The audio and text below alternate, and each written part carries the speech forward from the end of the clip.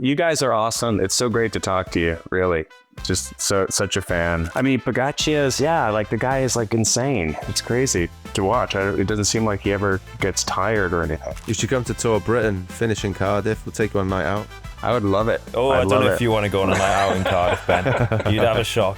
Imagine Ben Stiller in Chippy Lane at 3 a.m, G. What's Chippy Lane?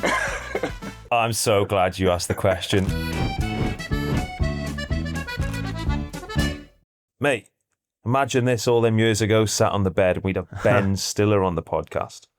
Yeah, that is mad, actually, when it all started, wasn't it, back in, was it 2019 tour? So, yeah, something like that, yeah. Yeah, we were like, oh yeah, let's just do a podcast. We don't have to do any media.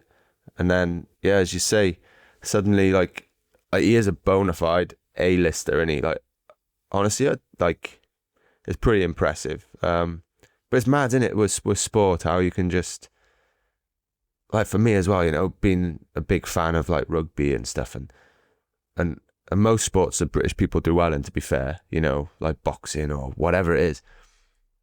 And you can just, when you do a sport at the highest level, you can just, it gets you in so many other places, and you can relate to other sports people, and you have that mutual respect. And then when it crosses over to A-list celebrities, that's when it's just like bonkers, isn't it, really? Like, because for us, it's just, we just ride a bike. And for him, probably, it's just, I just make movies.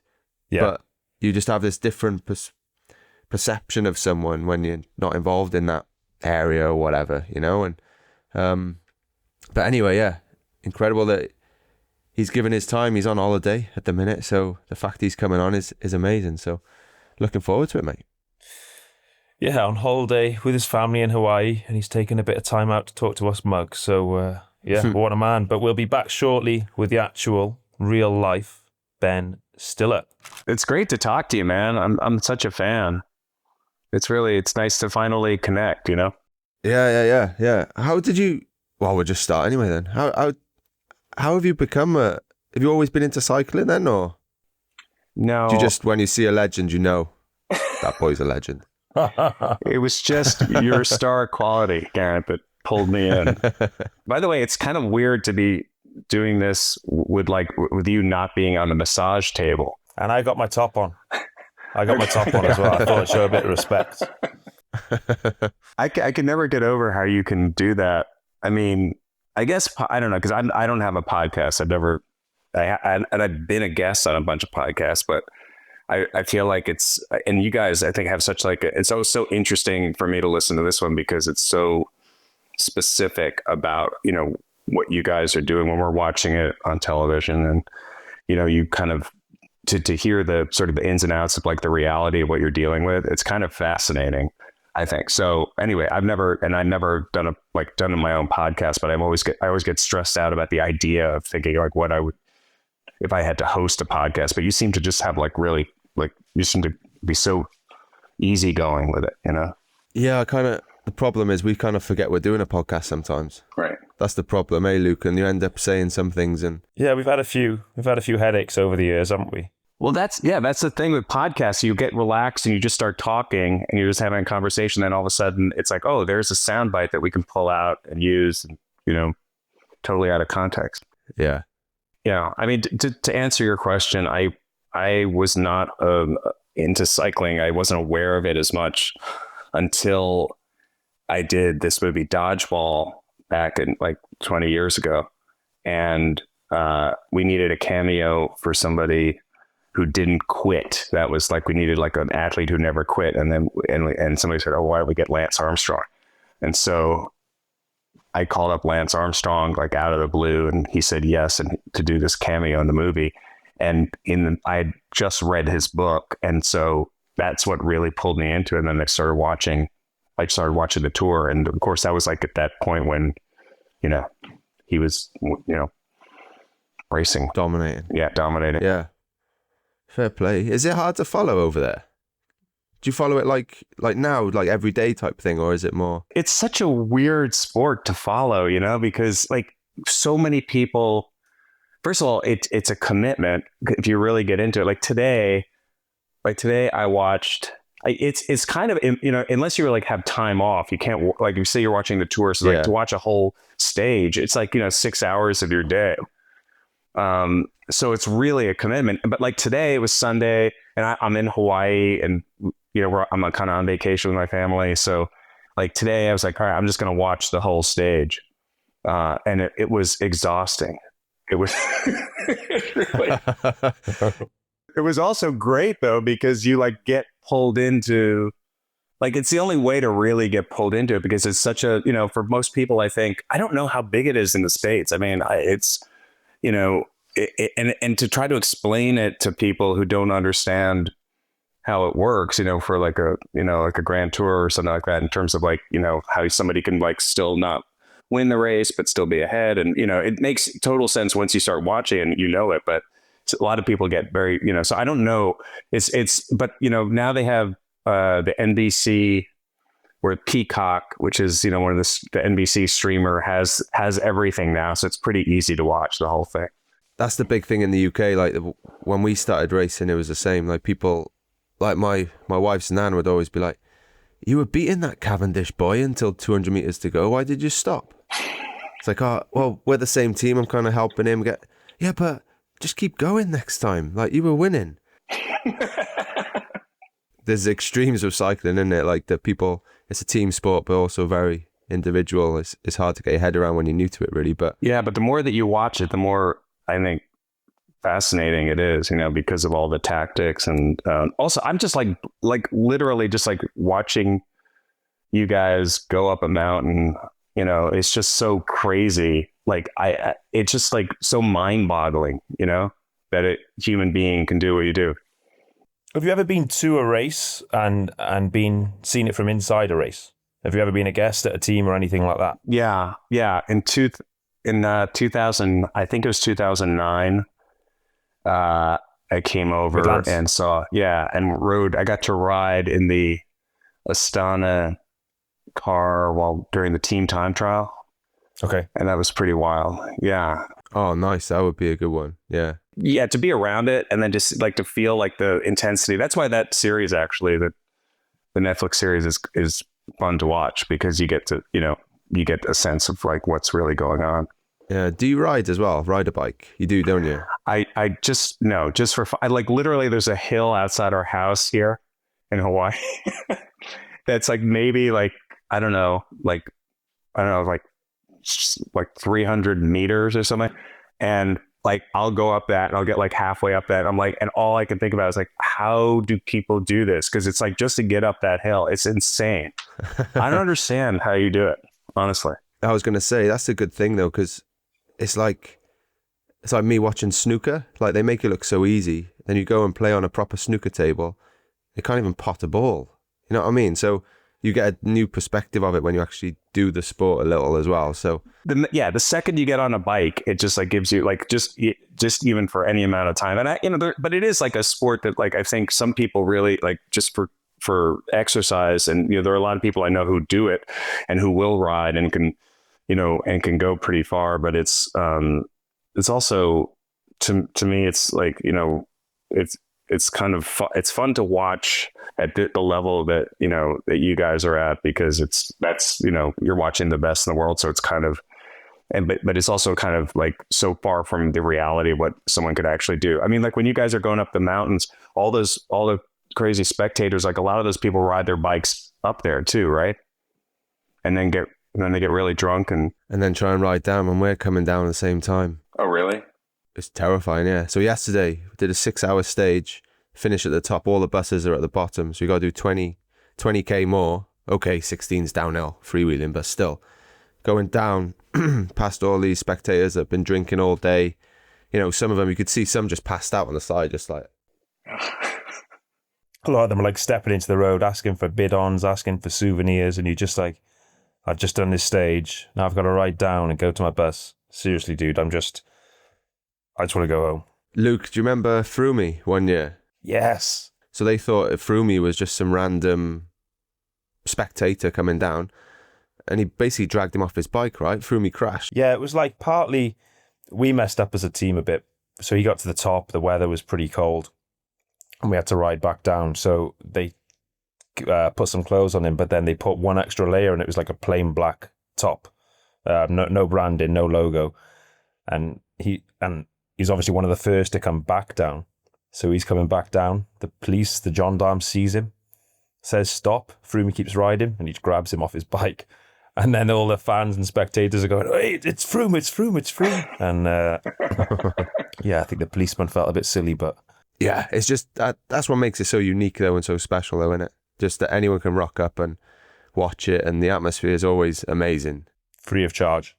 Exactly, yeah. Yeah, that's the best bit. When you're going up and you're like in the front group and it's just partying in front of you, it's just like, you just go back to being like a kid again, you know? Like when you're watching on TV and just like, this is amazing. Like that's the best part, without a doubt. Really? So I would think that would be really stressful if you're in the front, because when you see that and they're just getting out of the way, just the last moment. And yeah.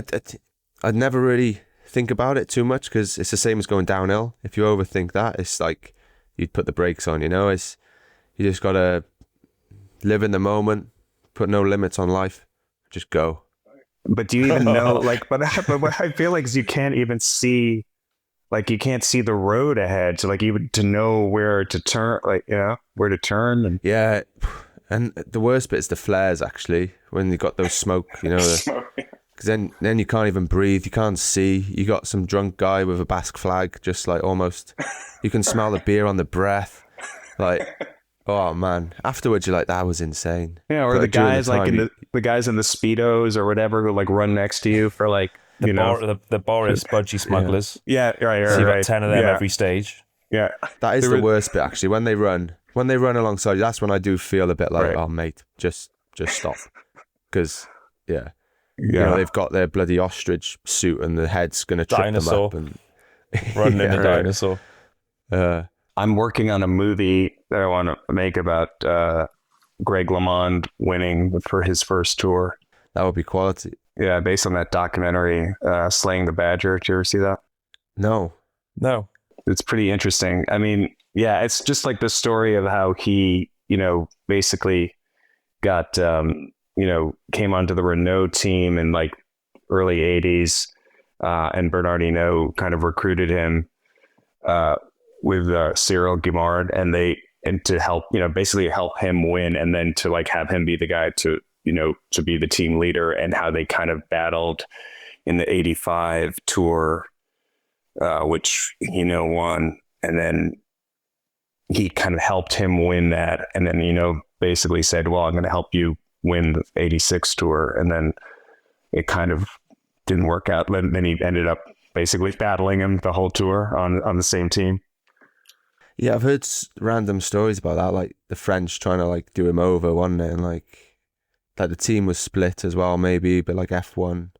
Yes. Sounds it's a crazy story, really. Yeah. Would it be a comedy then, or would it be serious? Like, no, it's like a serious sports movie. I mean, I think it's kind of an amazing story, really, because he couldn't figure out he couldn't really trust him, and he couldn't, he was kind of trying to figure out like how to navigate that, and his family. He was really tight with his family. At one point, when really close to the end of the 86 tour, the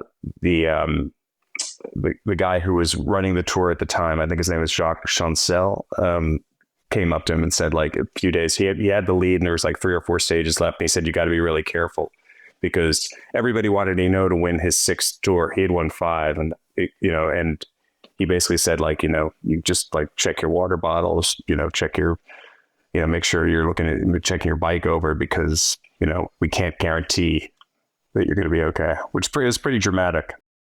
Yeah, I've been there with some guy trying to win his 5th, doing the same shit to me, mate.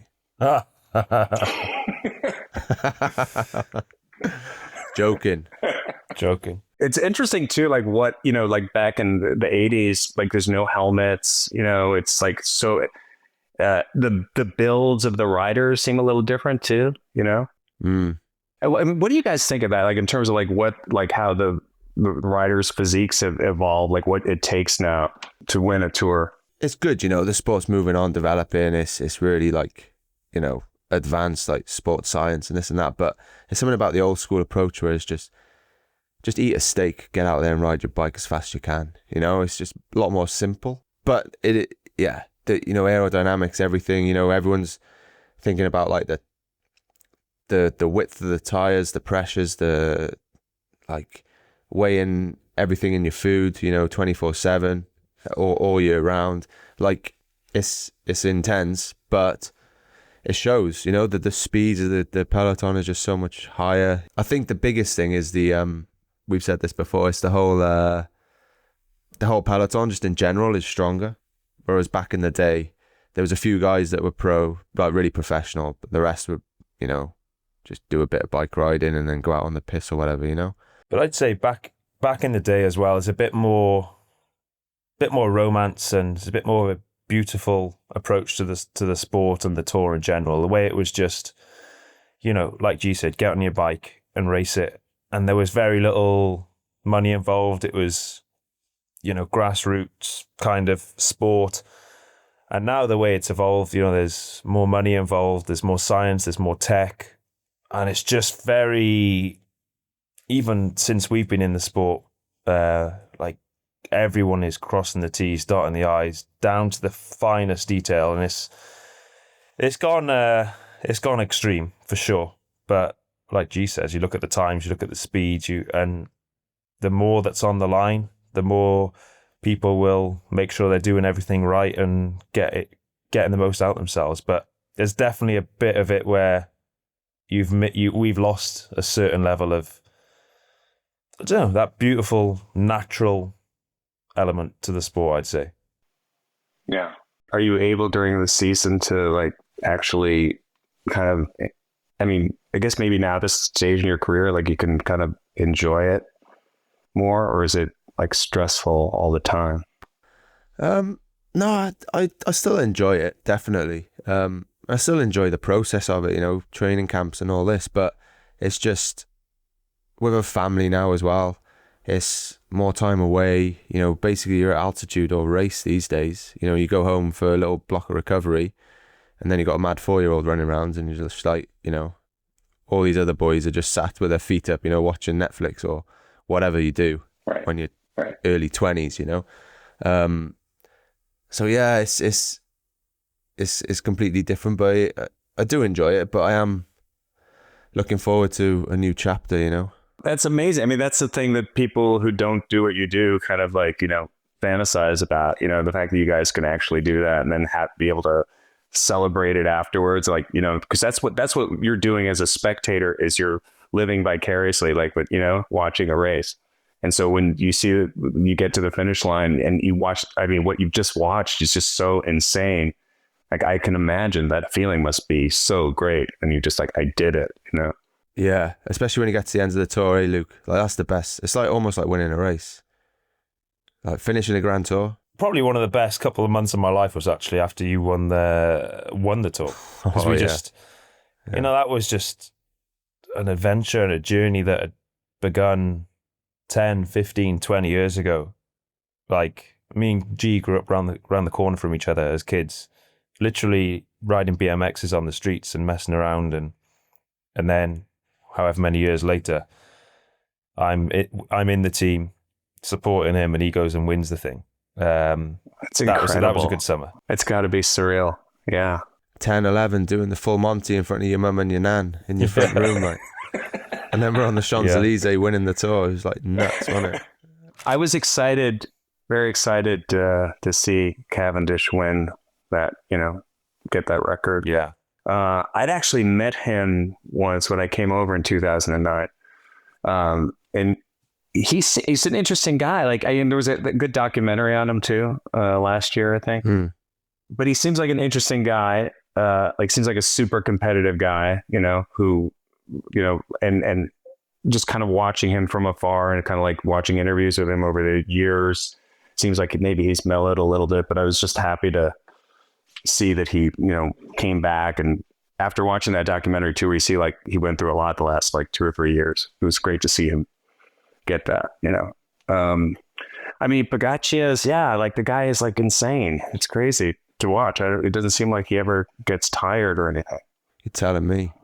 Well, we were talking about that with the numbers, G, and then you can work out the watts per kilo, basically the output he was doing, and it's just so far above anyone else. And So that's what he's doing at his maximum. But then, in the climbs before where other guys are already starting to suffer, he's just chilling. He's like almost a zone or half a zone below them. But I think the good thing with Poggy is also he's an entertainer. He'll never have like a day off. He'll always race to the line. You've even seen him getting involved in like semi-bunch sprints. He'll always go for the best result possible every single day. He's got good value. He's good to watch. But how does someone get that? How does a guy like that? Is it just like, what is it? I wish There's I knew. always someone who's the best. Right. He's a generational talent for sure. Is there a trait what I, as an outsider watching, it's like you look at what you guys are doing and you go, okay, yeah, at a certain point, it's just like, who is able to just create the energy to go up the mountain or to keep going and go fast and keep going? It seems like there's a certain amount of training you can do, but then on another level, it's just really about like what you're able to do, right? Just as a human being. Yeah, I think with any sport, there's always someone who has to be the best. And right now he is not only the best, but by far the best. And every team is doing everything right with the diet now. Every team, like there used to be big differences in the quality of teams. Like there was a big drop off after the top few, the smaller teams, so to speak, there was a big difference. Now I think 18 teams are relatively close. So there's not much difference to be seen there with the bike, the equipment. A lot of bikes are the same. I mean, in terms of, the elephant in the room, doping, I think it's extinct, almost extinct from the sport. To say it's extinct, I would be naive and a bit stupid, because every now and then there is a rider getting caught. So there is individuals out there, sadly, trying to flick the system, but they're getting found out. I would put my hand in the fire for him and say he's 100% clean. And I would almost say every rider in the Tour de France is 100% clean. I think that's the place we've got to now. So I think he's just the best. And he's the current champ. Also over a lot of different terrain. Like he can race these one-day races earlier on in the season and win them. And then he can go into the Giro and the Tour and smash them. So yeah. For me, that's the biggest thing. Like how he just smashes every race from the start of the year to the end. Like Luke says, I think training and stuff can affect, well, a lot really, but I think everyone's training well and eating well. I think it's just his engine is just, right, but he's the full package, You got some guys that have massive engine, but, the actual car around it is just not up to scratch. When it comes to positioning or riding or descending or mentally, like the mentality or, recovering well, doing it again the next day, leading the team, dealing with all the pressure, the whole package. Like he has, he's 10 out of 10 for everything. That's what I'd say about him, really, I think. Yeah, because it's interesting, like someone like a basketball player or something like that, like Steph Curry or someone like who could just like amazing shooter, that they're in the gym doing, 500 shots a day or whatever, just like there's like things you can do, repetition to practice to get good. But cycling, it seems like it's so much about just like what you, like you say, your engine, like what you actually could do that has nothing to do maybe with, repetition or strategy, Yeah, exactly. It's for sure half the battle. Yeah, at the end of the day, like you're born with this engine. So it is what it is. It's genetics, and you can train, you can look after yourself, eat all this jazz, and a lot of that can increase your engine slightly. But a lot of it is genetics. What you got is what you got, and that's why certain people go into certain sports and excel there, because that's what their body's been given them.